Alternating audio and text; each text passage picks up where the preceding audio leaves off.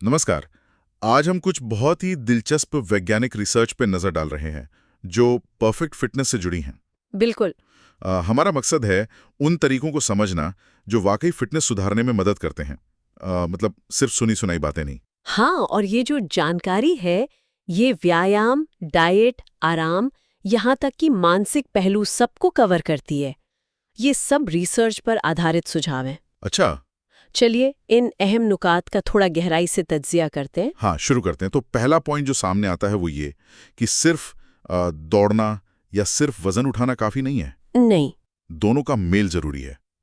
Cardio और strength training एक साथ। सही कहा। देखिए, जैसे हार्वर्ड हेल्थ का विश्लेषण है, वो बताता है कि कार्डियो से स्टेमिना बढ़ता है, दिल के लिए अच्छा है, हाँ। और स्ट्रेंथ ट्रेनिंग से मांसपेशियां और हड्डियां मजबूत होती हैं। तो दोनों मिलकर ही मतलब पूरी फिटनेस बनती है। अच्छा, अब खाने पीने पर आते हैं। दूसरा राज जुड़ा है प्रोटीन से। कहा गया है कि दाल, अंडे, पनीर, चिकन वगैरह रोज की डाइट में जरूर होने चाहिए। बिल्कुल ज़रूरी है, और इसके पीछे का विज्ञान सीधा है। प्रोटीन जो है वो मसल्स के बिल्डिंग ब्लॉक्स हैं, ऐसा समझें।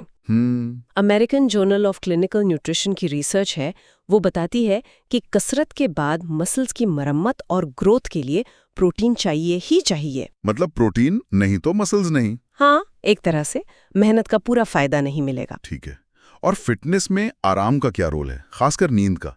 तीसरा नुस्खा इसी पर है, नींद नहीं तो फिटनेस नहीं। हाँ, और इसे लोग अक्सर नज़रअंदाज कर देते हैं, सोचते हैं आलस है। हाँ। लेकिन स्लीप फाउंडेशन के मुताबिक जब हम गहरी नींद में होते हैं तो शरीर ग्रोथ हार्मोन रिलीज करता है। अच्छा। और यही हार्मोन मांसपेशियों की मरम्मत और रिकवरी के लिए सबसे जरूरी है।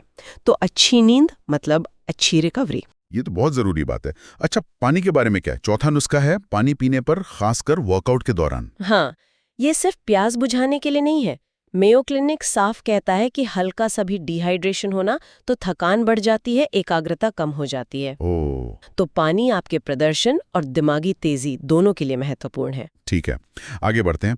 पांचवा नुस्खा है स्ट्रेचिंग, लचीलापन, वर्कआउट से पहले और बाद में। क्या ये चोट से बचाता है? हाँ, American college of sports medicine यही मानता है।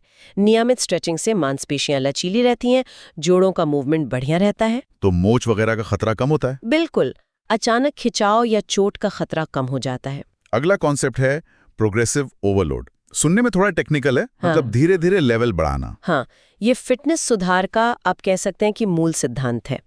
NSCA यानी national strength and conditioning association समझाता है कि अगर एक ही वजन उठाते रहे, हाँ, या एक ही रफ्तार से दौड़ते रहे तो शरीर को आदत पड़ जाती है और सुधार रुक जाता है। बिल्कुल। इसलिए धीरे धीरे वजन या रेप्स या इंटेंसिटी बढ़ाना जरूरी है।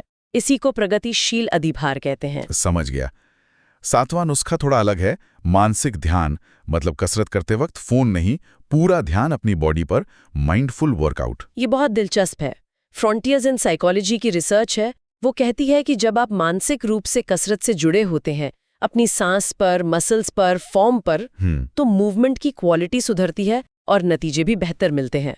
वो माइंड बॉडी कनेक्शन मजबूत होता है। अच्छा, और वर्कआउट के फौरन बाद आठवां नुस्खा कहता है कि 30 मिनट के अंदर कुछ खाना जरूरी है। थोड़ा प्रोटीन, थोड़ा कार्ब्स। हाँ, ये रिकवरी विंडो कहलाती है। JSSN की रिसर्च के अनुसार वर्कआउट के ठीक बाद शरीर पोषक तत्वों को बहुत तेजी से सोखता है। तो इस टाइम खाना जरूरी है। बहुत जरूरी। प्रोटीन और कार्ब्स लेने से मसल्स की मरम्मत तेज होती है और एनर्जी वापस आती है। 9वीं टिप शायद सबसे सीधी है पर मुश्किल भी, निरंतरता। मतलब रोज थोड़ा करें पर लगातार करें। हाँ, WHO भी यही कहता है, नियमित शारीरिक गतिविधि। ये कोई 2-4 दिन की बात नहीं, ये एक लाइफस्टाइल है, एक आदत है। कंसिस्टेंसी इज किंग जैसा कहते हैं। बिल्कुल। और आखिर में 10वीं टिप एक चेतावनी जैसी है, ओवर ट्रेनिंग से बचें। मतलब रोज रोज घंटों जिम में लगे रहना भी ठीक नहीं। बिल्कुल नहीं। देखिए, NIH की रिसर्च बताती है कि शरीर को आराम और मरम्मत का वक्त देना ही पड़ता है। ज्यादा ट्रेनिंग से चोट लग सकती है, इम्यून सिस्टम कमजोर हो सकता है और परफॉर्मेंस भी गिर सकती है। हाँ, प्रदर्शन भी गिर सकता है। तो रेस्ट डेज उतने ही जरूरी हैं जितने वर्कआउट डेज। तो ये थे फिटनेस के 10 वैज्ञानिक रहस्य। मतलब स्मार्ट तरीके अपनाएं तो ज्यादा मजबूत, तेज, बेहतर बना जा सकता है। ये टिप्स वाकई एक अच्छी शुरुआत है। हाँ, बिल्कुल।